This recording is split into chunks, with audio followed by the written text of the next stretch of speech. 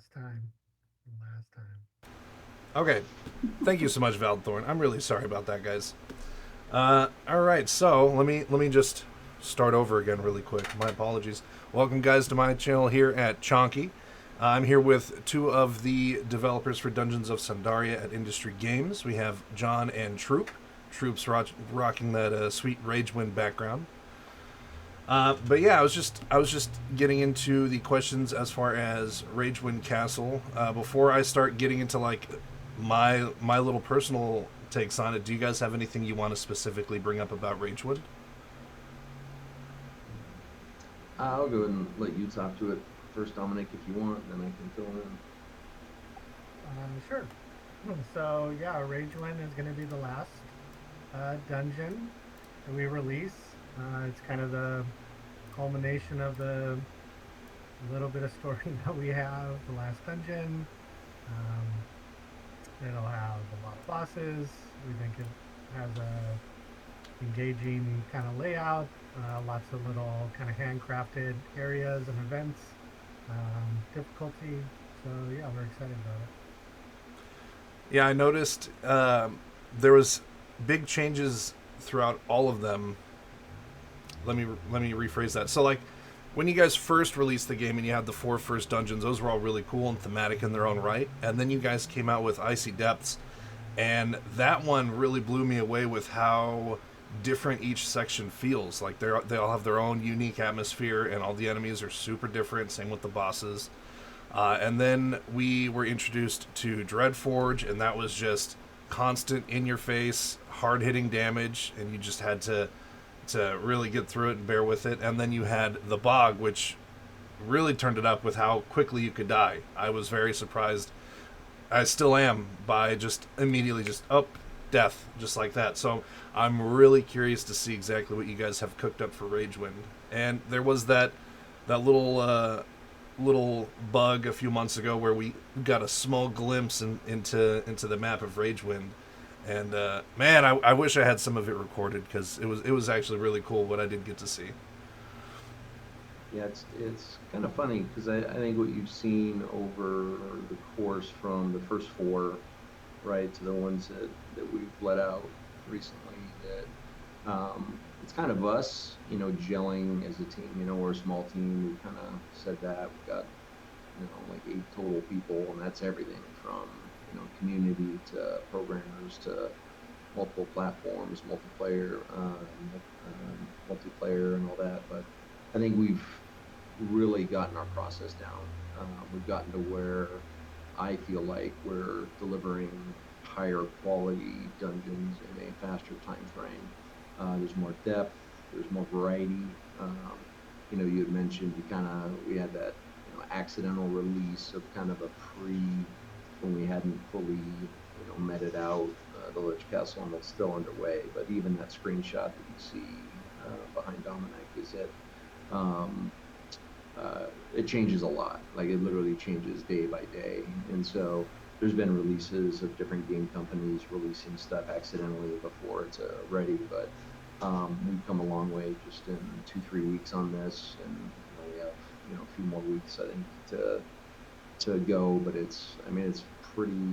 We're pretty excited. We try to raise the bar. We try to improve. We're not perfect, but we definitely try to listen to the players and try to make things better. So we hope you're excited with it or about it. It's got some cool stuff in it that I think it'll be neat for players to check out.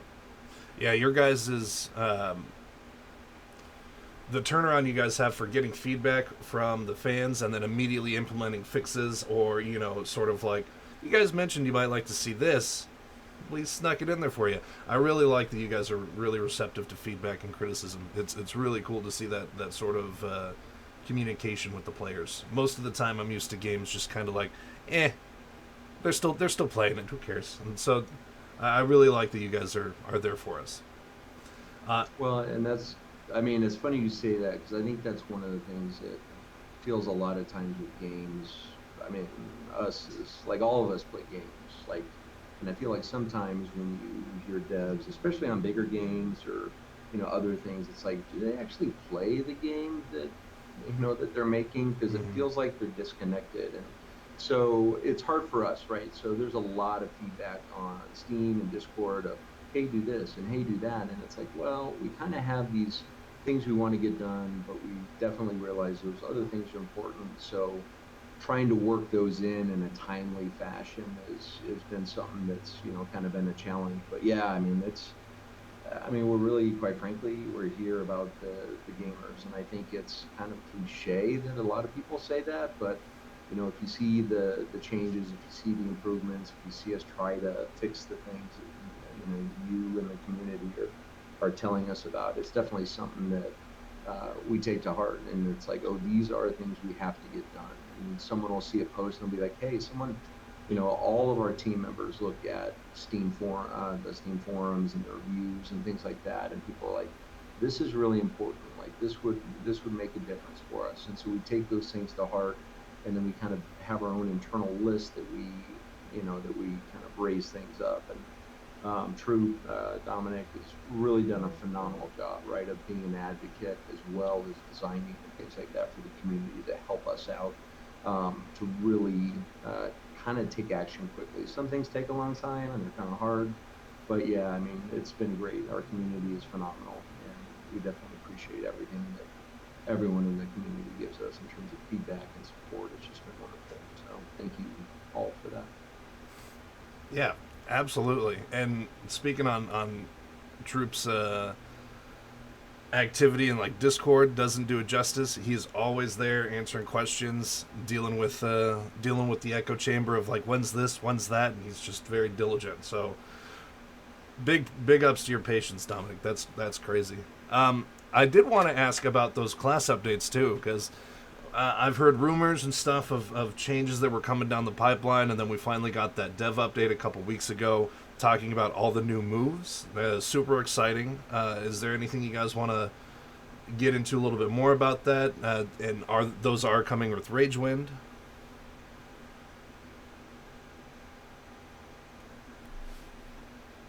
We can't hear you. Yeah, John, your mic's sorry. cutting out. You got me now? Can you hear me now? Yes. Yeah, we can. Okay. So Dominic, thank you for talk to it, Nico will dominate. Thank you for the follow. But we're in the testing phase with those now, and so I would think we would see those sooner rather than later. It would definitely be before Ragewind. Okay. But yeah, if you want to kind of talk to what the idea behind those is, Dominic, that'd be great. Yeah. So we previewed the new abilities. So those are brand new that are being added. And then, like the post said, there's several passives that are also going in. They're working internally, but they don't show up in the ability pane quite yet for us to kind of show everybody else. So the idea is you'll get the new abilities that we previewed. Those classes will get a couple of passives that kind of fit thematically. And then there will be some updates to existing abilities to tweak them a little bit or make them better. For example, we've talked about Ember Eruption, being one, that's a little clunky in how it operates, and switching that over to sending something like a clone, and the clone will draw aggro for you and it'll explode to kind of give you that distance. So it's incorporating a lot of the feedback that we've heard on the existing abilities and kind of tweaking those, as well as, like you saw with the preview, adding abilities that we feel kind of address some of the gaps with classes and also provide, some fun, unique kind of mechanics other than, simply hitting a button and it does, flat damage. So, yeah, the one of the ones I'm really excited for, even though I don't play this class as much lately, is the Rangers like backflip and laying down the mines. And that actually sounds a lot of fun, because right now there's not too many moves where you like dash around. Like you have the phase port with the rogue where you just instantly appear behind someone, and most of the moves aren't really agile. So the fact that you're going to be able to like backflip around and add that into your skill rotations, I'm actually really excited for that. And the cleric getting 2 abilities, I feel a little spoiled, seeing as how that's my favorite class. But I also wanted to ask, you mentioned the the added passives. So is this going to be a change to the level 15 passives that everybody gets, or is this going to be perhaps just new abilities in general that we'll have to manage and cast? Yeah, they're totally new. Okay. I'd have to look. I can only remember a few. For example, I think there's one for the champion that increases your melee power based on your block percentage. There's one I think that gives the ranger damage reduction based on movement speed. So they're totally new, but they also try to fit into each class's theme. I think the wizards is something where when you cast a fire ability, you'll gain a buff to void damage. When you cast a void ability, you'll gain a buff to fire damage. Okay. And then void tornado is a new void ability. So you Yeah. can, kind of weave your stuff together to try to maintain that buff. So they're all new. I like that. I like that. It's like you guys aren't forcing the synergy onto people, but if they do abide by the synergy that's there, they're going to see a lot of benefits, and I really like that.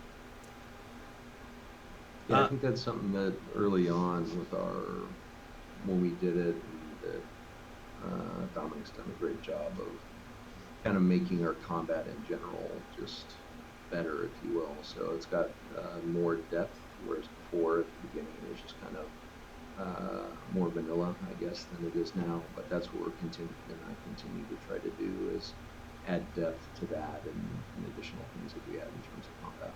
Yeah, absolutely. I mean, back at the beginning of Dungeons, it's been about a year now.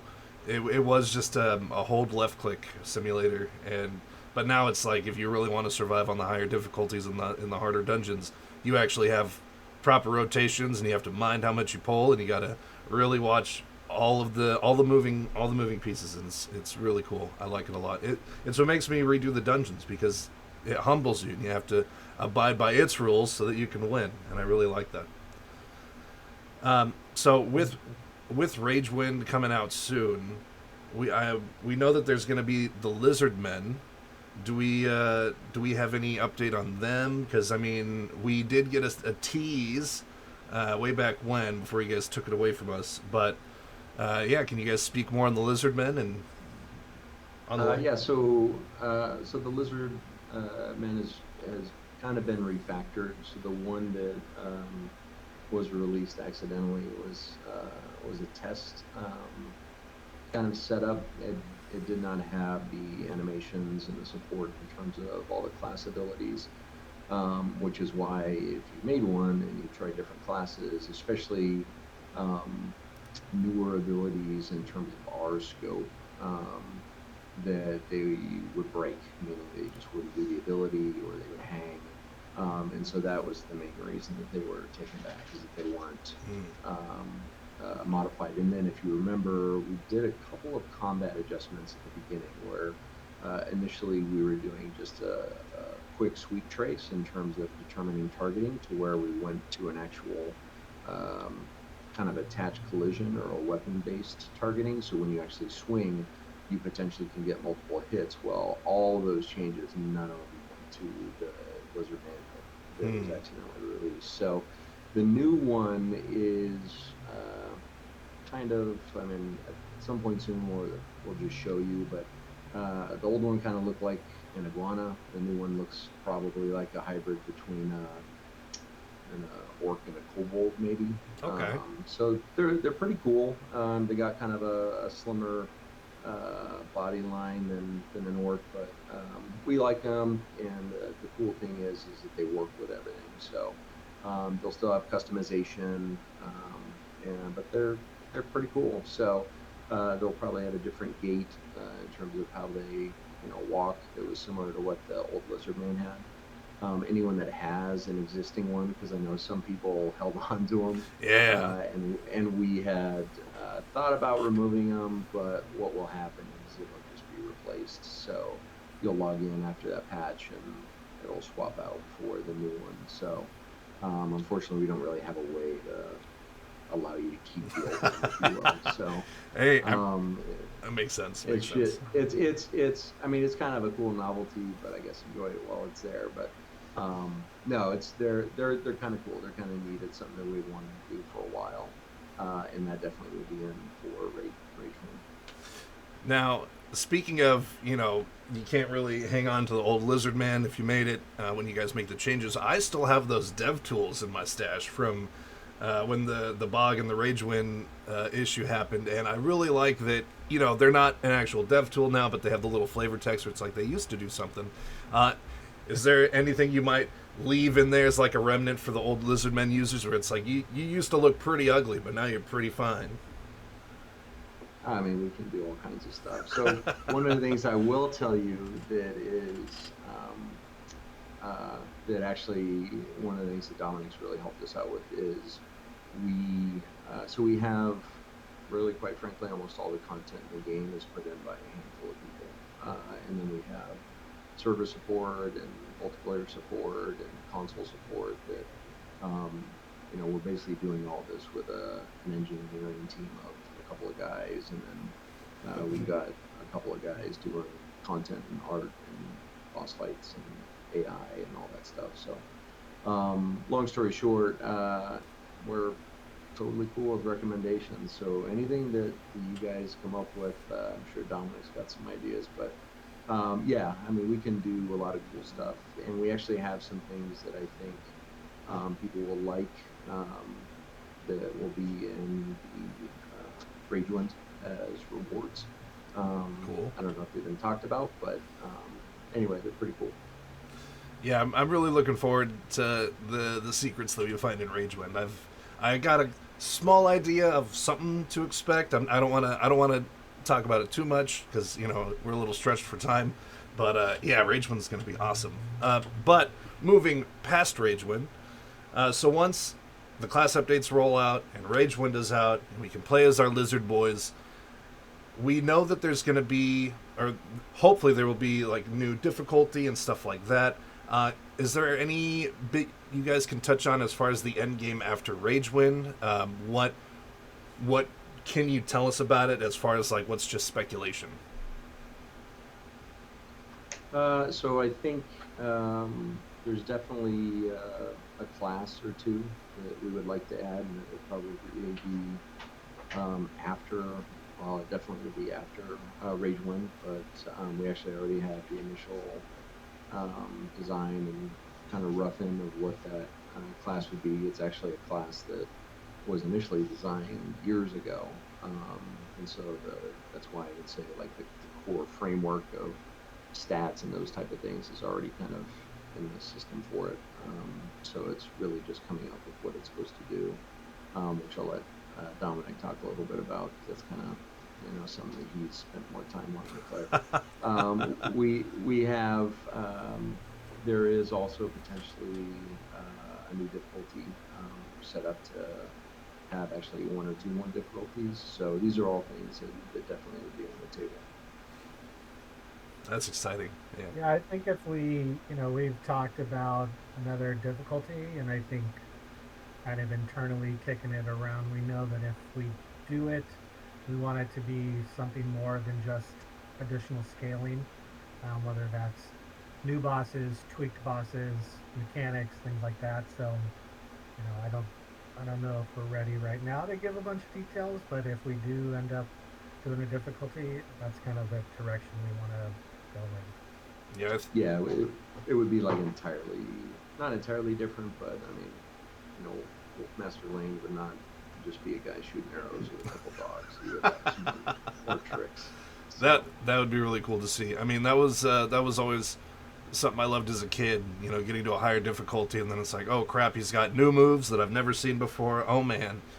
And so I think that something like that would be awesome if you guys can get around to it. I did want to ask. So I think it's the Dark Hollow especially, you can find plants and stuff floating around and little collectibles.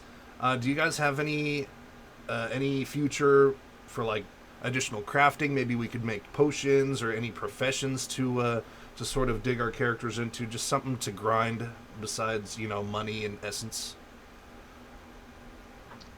So, I don't know if you want to talk to that a little bit, Dominic. There's definitely things that we have the groundwork for. I think it's prioritizing that based on what players want. But I'll let you add whatever you want. Yeah, those are just, so originally we intended for consumables to be something that was quest based, that had multiple tiers that you would go collect ingredients to turn them in at more effect to unlock new stuff. And so those drops are just remnants of that system. So kind of the skeleton is in place for that if we wanted to move in that direction. But that's why you see those few items. They're just remnants. A ghost of what could have been. Yeah, and I think again it was back to, well, are people going to spend more time crafting, or do they want to get in dungeons, get loot, upgrade their their characters, and that's really what it was. And so the framework, there was a fair amount of framework put together by Dominic and I to be able to do some of these things. We just run into time constraints, unfortunately, with a small team. We have to decide what players really are going to spend time around. And for us, we feel like it's been the dungeons, and we've really tried to become masters of that and improve them, and make them better, and make the challenge better. And also, I feel like we've gotten a little better. We've definitely gotten better at taking out the bugs faster, to where you get a better option. And that's one of the great things about early access for us, is it's helped us to kind of work through some of these kinks and make sure the product is great. Yeah, your guys' turnaround on bug fixes are pretty phenomenal too. I mean, in the beginning, we had that hit reg issue with a lot of the melee attacks where they just weren't hitting like they should, and after that was fixed, it seemed like you guys can nail down a PC bug instantly, and now it just seems that sometimes it's consoles are the ones that have a bug that takes a bit to fix. Yeah, so that's again been a really big learning experience. Plus, as well, a lot of the consoles are different. So, in terms of the requirements, but it's also allowed us to keep the bar higher, if you will. Steam doesn't really have a standard. They do, but PlayStation and Xbox definitely have a standard. And if your game doesn't perform well, I was talking with our engineers, and when we launched this game on my PC, which isn't top of the line, but it's not junk. I was running before we launched around 40 to 60 frames in Crypto Horrors. Now on the same PC, I'm at about 220. So it's one of the things of going through these different certifications and optimizations. Even though you don't always see it, we definitely, each time we come out, there are optimizations that go into each map that we don't, we're just not into like 50-page patch notes, but it's like we constantly optimize things and how things load. And so, yeah, it's definitely something that we feel like all of these are getting better. Now, speaking of things getting better, we know that heroism changes are coming. Can you guys give us any peek into that at all? No. Man of many words. Yeah, the only thing I'll say, the idea behind, I think, the changes is greater depth. Whereas now it's just kind of a little bit better than what you normally are. Mm-hmm. And so I believe like the changes definitely are. They're going to almost feel like the easiest analogy or kind of analog or direct comparison would be like the changes that you get when you put together the item sets. So you get enhancements on abilities. You get abilities that do really cool things, or bolster those type of things. And that's I think the direction is what you would look at. But other than that, I probably said too much, but I'll leave it with Dominic on that.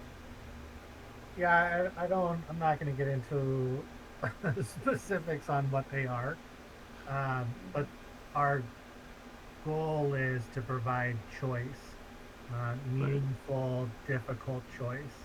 Right. So, like John said, much like set bonuses that kind of really alter the way an ability functions, we wanted to have that kind of feeling across the whole board, so that you're really, on one hand, picking and choosing where you want to focus your points because it supports your playstyle, but also introduce new choices that could change up the way something operates now. So that's kind of goals.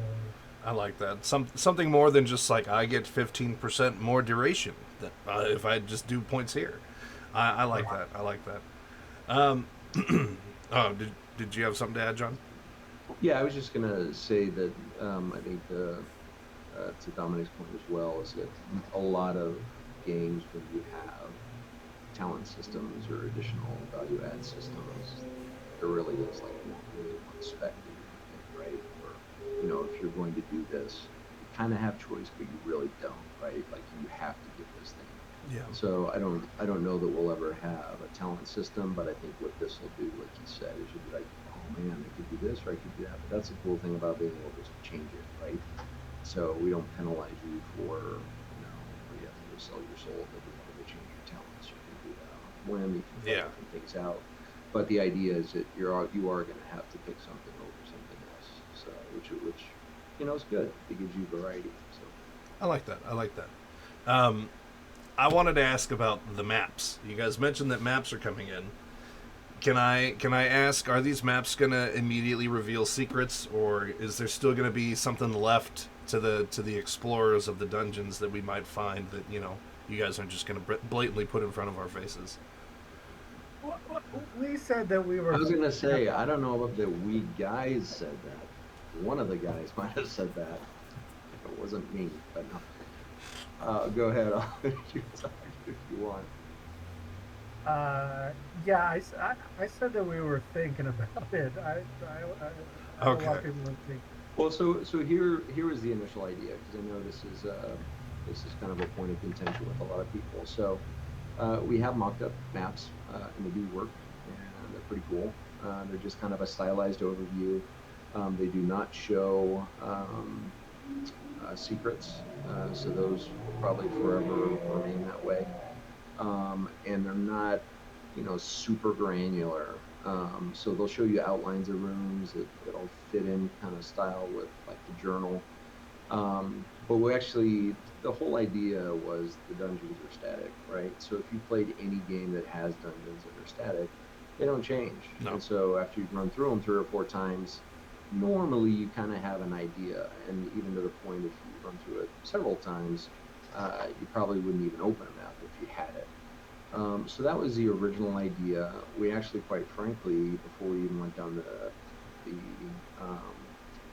map road, there was a suggestion on the Steam forums that we actually took and modeled, and we actually have working, is we call it Beacon. It's basically an ability to let you put a marker down. It's like a glowing orb, and you can put them down on a level and kind of track where you've been, if you will. So that was kind of our initial thought of something that we could do as a workaround for people to be like, oh, hey, I'm in this area. It's a little bit confusing because like some of the rooms in the Dark Hollow, like the big giant cage, the ogres, and some of the other ones, you can get a little turned around. So that's something that we're looking at putting in regardless of if we do a map or not. It would just be player based, so it's not something you would see everybody's markers if you put down. But anyway, we do look at the forum, we do look at suggestions on Discord and things like that, and we do mock-ups. So we do have a mock-up on the map. I don't have a time frame on it. Probably could let you know if it's something that we are going to implement anytime soon. We'll let you know that probably within the next week or two. I think at the bare minimum we can do this beacon thing to kind of get it going, so that you have something that gives you some kind of means of guidance. But that's kind of where we're at. So we are looking into it. We are seeing what's involved to do that for all the different dungeons. It would have to be, if we were going to do it, obviously with Ragewind, it would have to be up to including that.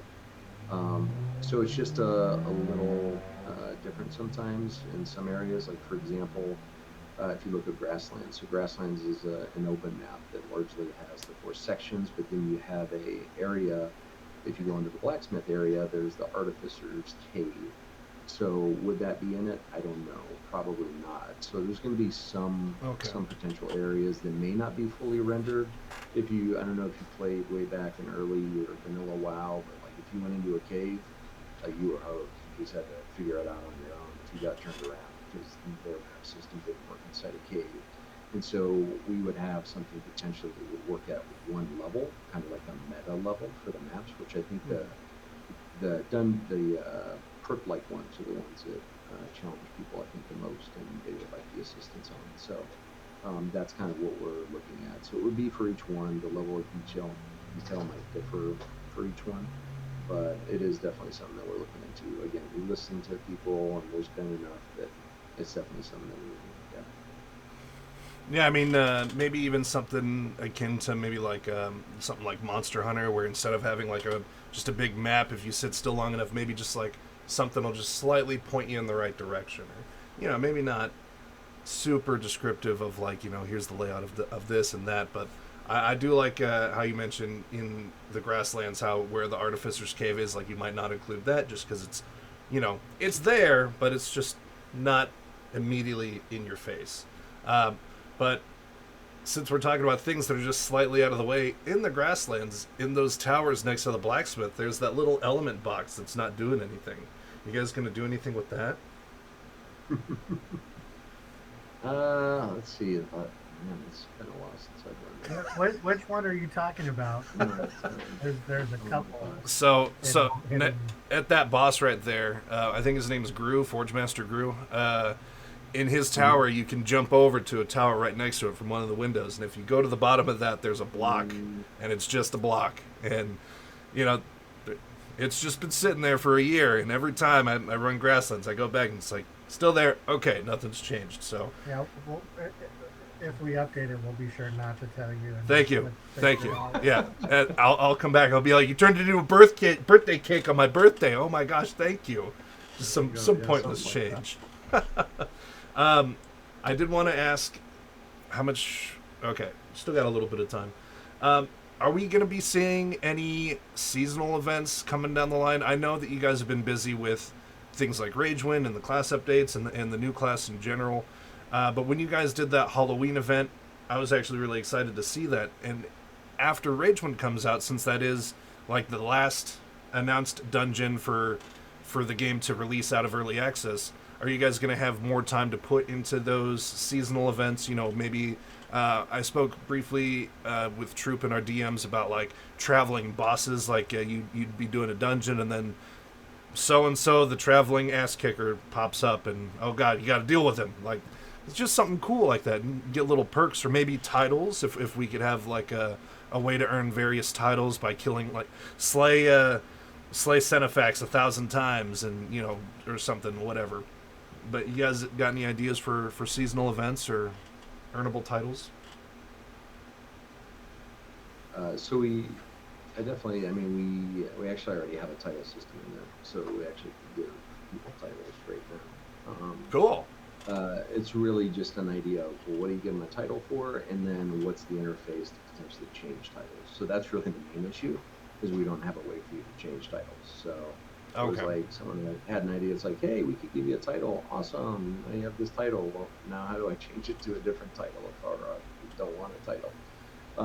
So it's really the main issue. So there's lots of ideas I know Dominic has come up with and put down for us in regard to the seasonal events. I definitely think that becomes more of a possibility after having Ragewind done.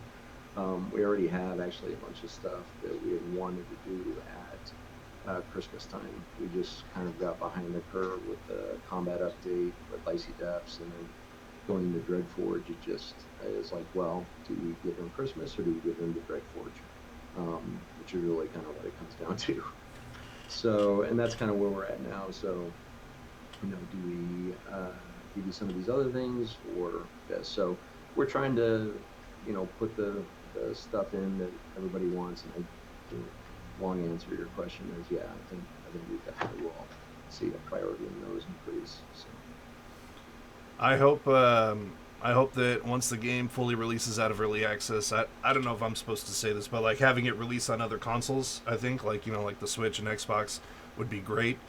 Do you guys have any plans, or is it possible to have us do crossplay? Because I know that right now the player base, we're active, but we're not super huge. But if we could play with, console to PC or Xbox to PlayStation or something like that, I think that would be a really good way to keep a lot of us in it. Yeah, I guess I'll take that one. So there are some constraints with crossplay. Um, so we will try to get as many people as we can together as possible.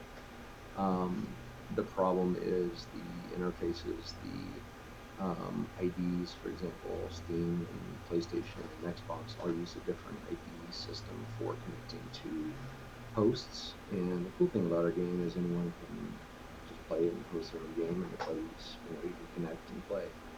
The problem is everybody uses a different means to log accounts and to communicate with each other. And so uh, we are looking into it.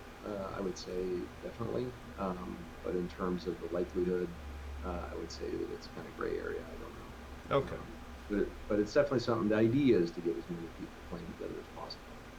So that would be optimal. Yeah, I sadly most of my Dungeons play has been solo. I mean, I love it. It's fine. But when I had friends to play with in the beginning, that was way more enjoyable just because of all the wacky hijinks that would ensue and how strong everything is comparatively. So, I mean, if we could get it, I'm sure a lot of us would like it. Can I ask about if you guys have any plans for like future immersion? So like, what would be an example? Maybe like more bustling sounds in the town, or like you could see actual like NPCs walking around. Not that you can interact with them or run through the town like a Kings and the Heroes type thing, but like maybe just a little bit more activity. Like you click on the inn and people are actually like getting drinks and sitting down, or if you're in the potion place, maybe Morphic has something that's about to explode in the background, or just to make the game feel a little bit more alive. Any plans like that? Uh, right now, no. But yeah, I mean, any of these things are good ideas. I think it's kind of hard for us at times to think about some of the things with um, that different people find value in, and so it's good to know those things. So any of these things, please, bring them as suggestions. A lot of the things that go with the hub is that it's designed to be very streamlined. It's designed to not be very taxing. It Mm-hmm. has to be able to host a game on a PlayStation 4, like original PlayStation 4, which is over 10 years old. So if you think about it, the hardware requirements on that, the network requirements on that are pretty limited, and it runs on that, and it runs well. And depending on your connection, there's going to be some challenges possibly if you're on a bad connection or whatnot. But we have some of these limitations of like, well, we can't go put a ton of stuff in these areas because now when you go to load in, it's going to take you X amount of time. So hopefully, if you have an average computer, not even a great one, but you're loading into dungeons very fast, you're loading into the game very fast relative to a lot of games. If you just load them up, they'll sit there on a load screen. So that's something that we're cognizant of, and so that's the only thing in like the hub area that's a little bit of a challenge to think about when you start adding all kinds of things that add potential overhead that have to be transferred between the host and clients. Unfortunately, I'm like the least common denominator, which you have to at least allow for. Yeah, it makes sense. So possibly, but I mean, it's just that's an area that's kind of tough. So it's kind of, I would just kind of leave it at that. But if there are things that kind of make it feel better, then let us know, because those are things that we can always look at. Yeah, absolutely. And chat, if you guys, for those of you guys in the Dungeons of Sundaria Discord, if you aren't very vocal in there, you should be, because they will definitely take what you say and consider it. Yeah, and I mean, going back to your question about the seasonal content, one of the things that we've kind of discussed is the idea of creating some kind of hub inside crypto horrors. So you see the training dummy area, right? So one idea that we've had is to kind of expand upon that to create a system by which we could inject seasonal content but tie it back to a singular kind of access point. And so adding to that area is something that, we could look at doing to, add some kind of growth and life and, things Yeah. like, that to that kind of area. So it's still present in the game, but like John said, carved off from the town so Yeah. that the town remains very efficient. Yeah, I didn't even think about trying to make something like the town run effectively on like a PS4. I mean, those things sound like a 747 when you turn them on. So, it makes sense that you definitely want to make the town as nice and streamlined as possible for something like a console.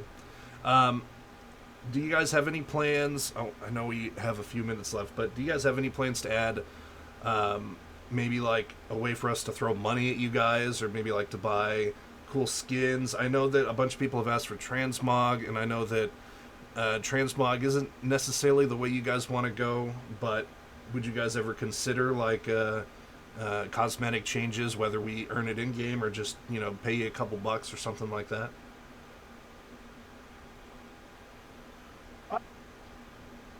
Go So ahead. I've been an advocate of a transmog system since day one. Oh, I mean, okay. before, like 2 years before the game came out into early access, I was telling John I wanted transmog. So the request is there. Oh, okay. Okay. Yeah, and it's not impossible. Um, the idea is to try to think about a way to do it eloquently, so it's kind of. We just unfortunately we have some constraints on how do you do it? How do you do it for multiplayer? How do you do it for just these different things? And so it is possible. So I will put that out there. There's also kind of who do you allow access to what, right? Do you limit it? Do you say everybody can be everything? So we haven't gone down that route, but we have done the initial um, kind of review of, yeah, I mean, it's something we could do. We just have to come up with what it looks like and what the scope would be. And that's really it, because ultimately you're just swapping an art asset, which really is not much. Um, but I mean, that's kind of where it's at. It's really just, hey, that's good. Is it something people would want more in heroism? I don't know. Mhm. Is it, and that's kind of where we're at. So, okay, which is it something people want more than another class? Is it something, so um, that's why it's hard to say, oh yeah, this would be soon. That's why it's also hard to be like, oh yeah, here's our roadmap, right? Because, we have one or two people go out on vacation. It's like, it slows down. That's And that's so more than 10% of your workforce if one person goes on it is. vacation. It is, and so that's why it's a challenge, and we definitely know that people are passionate about the things they're passionate about, but that's why it's a little hard to be like, oh yeah, this is here, and also we've gotten better at trying to catch things before they come out if they're not where they need to be. Whereas before we'd be like, hey, here you go, and then it would have some issues. Now we're like, oh yeah, we were gonna do this, but it's got this issue, and we can't release it, so we've tried to be better custodians of making sure that when you get it, it's really pretty close to being there. So, but yes, it's something we've talked about, and could we do it? It's possible. It's not impossible. It's not way up there yet. Yeah, not super high priority. A lot of people seem to want that. And we've laid the groundwork, right? So Yeah. by the time you get to, layer of the Serenids, and you wonder why you can buy yet another pair of leather pants and craft them, and you're like, why do I need this? Why is because we wanted to lay the groundwork for, that kind of future system by injecting all of these models in the game and then Right. providing a, accessible way to most of them. That would be cool to have transmog. I mean, I personally like a lot of the equipment that I currently am wearing. So if you were to say, do you want to change it to this? I'd probably say no. But if I was given the option, I'd probably sit there for a while and just kind of nitpick until I had a really cool character for me to play as. so you mentioned Lair of the Cyranids. I did want to ask about the older dungeons, because with the new hotness coming out, we had Bog. Everybody's playing Bog. When Ragewind comes out, everybody's going to play Ragewind. Do you guys have any ideas to sort of bring people back to playing the older dungeons? Maybe we mentioned seasonal events earlier, but maybe like a weekly thing where it's like, oh, if you kill this many of this mob from this dungeon, you might get this reward. Just something to sort of encourage people to go back and not necessarily just boss rush every dungeon, but sort of, take time to kill the regular guys. Anything like that? Yeah, so a couple things. So one, we do have a list internally of kind of whenever somebody gets an idea of an encounter or a change or something that they would like to see in a previous dungeon, that we catalog those. Mm-hmm. I think a lot of that would probably end up in a new difficulty if we did it, simply because Okay. it's not really balanced fairly, right? So somebody who can blast through Bog and farm Bog, regularly for their stuff, when they walk into Crypt of Horrors, they just look at rooms and the rooms fall over dead. So, injecting stuff into the older dungeons would also mean figuring out a way to turn the difficulty up to match kind of the current content, and that's a bit of a challenge. Yeah, that's a good point, because in Bog, every boss you fight, 1,000,000 plus health easy, no matter what level you are. But then you go back and John mentioned Wolfmaster Lane. Well, yeah, I bet if I were to go back and fight him with someone who's like level 300, he'll probably only have like 300,000 health instead of 2,000,000. So, yeah, that is a good point. Okay, I didn't think about that. Yeah, like Rickton is a good example, right? A brand new character in Nightmare on Rickton, you might have to fight through his bubble phase 3 or 4 times before you get him down. But if you go in there with your character now, he might do it once, right? Yeah. You just kill him before he does it at all. So, we don't want to make every dungeon equal in terms of difficulty so that players can naturally progress. But Smart. Adding something to an older dungeon has to consider player power. Yeah, and I think it would be more. I think there was an idea Dominic had early on that we have some of the structure set up. I don't know if you would ever talk to him about the teleport stuff. There's stuff that we have that could inject potentially new variety. So like you're going through it, maybe you have a pool of different bosses or things that could spawn in a given area. So there's things like that we've looked at. There's also a framework that we set up with Quick's Treasure Finder that has not been implemented in other dungeons, but there are things like that. Oh. Scavenger hunts and things of that nature. So the handful of people here would know that. I didn't even think about taking the treasure finder into other dungeons. Dang it! But that's not currently set up. But the idea is, I think we're open to anything. But I also think that there's the idea that what do people want? What we can do in the time frame. But I think this new difficulty that Dominic talked about is kind of where all that stuff is probably best suited. Almost as kind of a you're now way ahead, way above everybody else in terms of the skill and kind of what you've been able to do. So now this is not, hey, I'm just gonna run in and you made this, too hard. Can you nerf it? It's like, well, no, you might have to put a group together, or you might have to get to level 400 or 500, or make sure you're using your potions on cooldowns and things like that. It's not something where you can just not, you're just walking and stuff falls over, which is the case if you're so jacked up. The idea is, making it so that the NPCs really want to beat you, as opposed to just smash you by doing more damage or having more health. So they may not have more damage or more health. They just may be more lethal if you don't I think that's where maybe the sweet spot is for that. Where should we spend our time in those extra, maybe those old dungeons? Yeah, I think you saying that the answer is not necessarily making the enemies bigger HP sponges. I like that because as much as I enjoy the boss fights, sometimes it's like when you're level 500 plus and Malarath has almost 10 million HP, it's like I got a fight ahead of me. But I like that. Yeah, it You'll sounds get new abilities though, right? So you'll get more damage soon. So that'll be Right.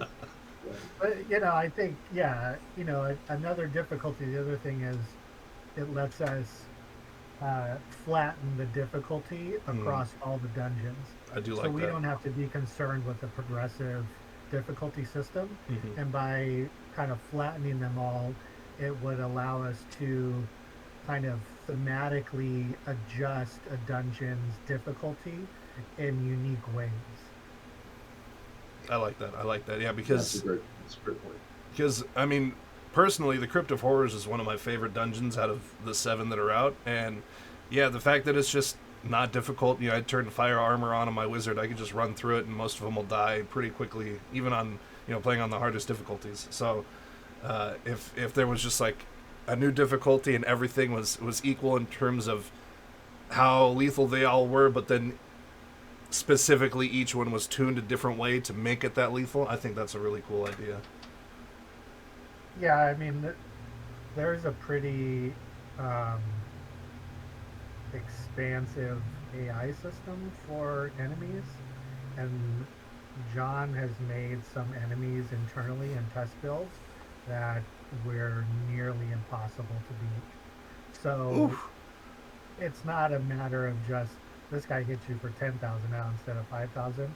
I mean, like Eric in the tower in Dark Hollow is a good example. His original iteration had, I don't know, a 95% kill rate on me during testing before we really ratcheted him down.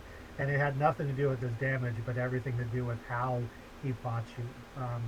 So I think introducing that would be the direction rather than, as you said, just 100% more damage and health. Yeah, I really like the Tower Guardians in Dark Hollow. I think the idea of having 4 separate bosses, but one defeated empowers the rest, and Eric definitely is the hardest of the 4 of them if you save him for last. So I think it's cool that you're saying that he used to be even harder, and it makes me want to fight him.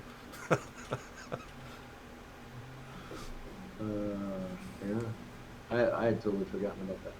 That's cool. Yep. So I think that's kind of we do have tools like Dominic had said to make some of these things pretty challenging.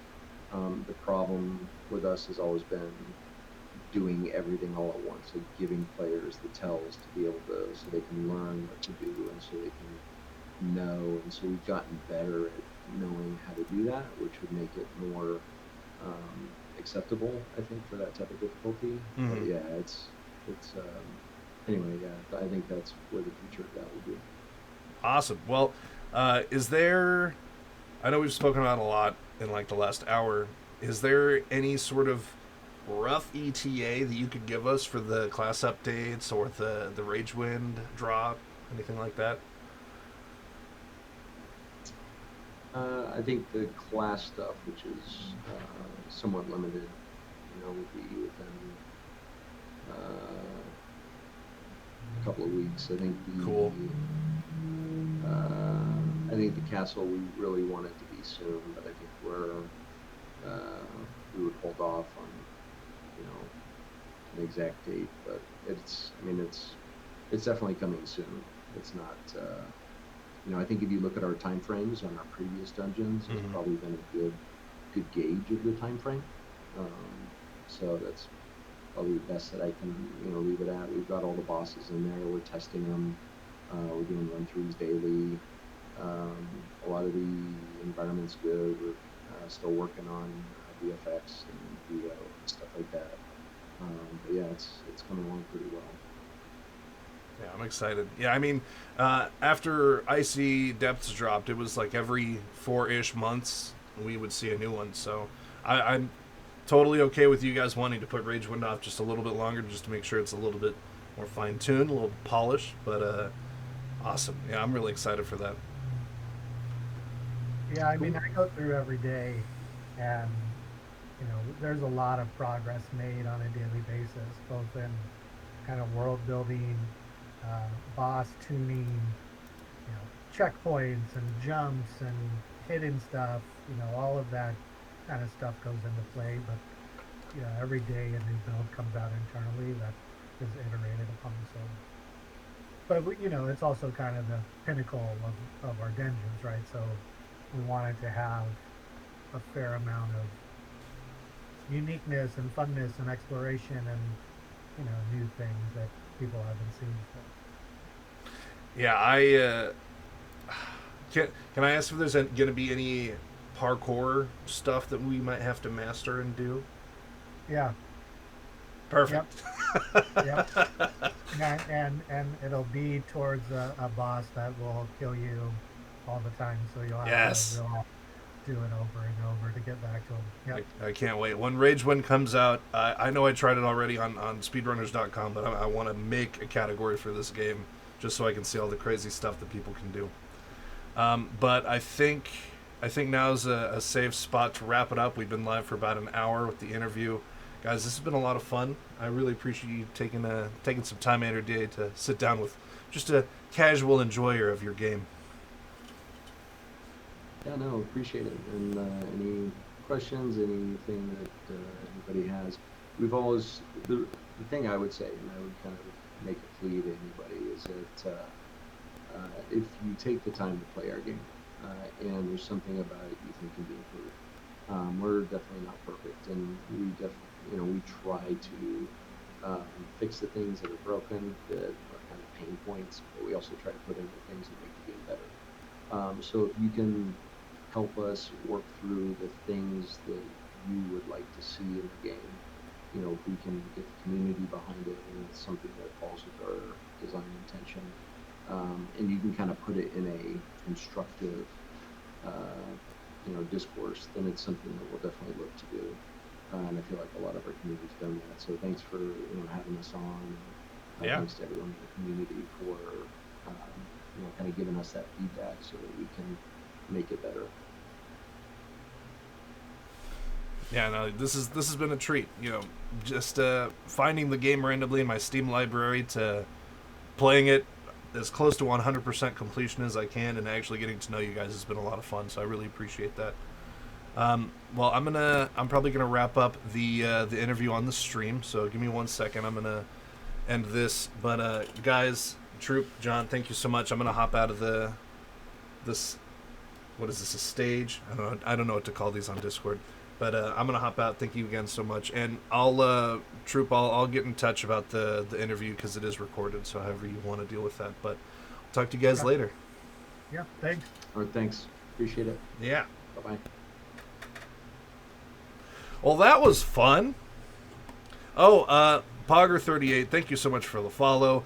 Nico will dominate. Sorry I didn't pay attention to your chat at first. I wanted to sort of have the interview be organic, but I did try to work your question in there. I hope you stuck around to listen to it.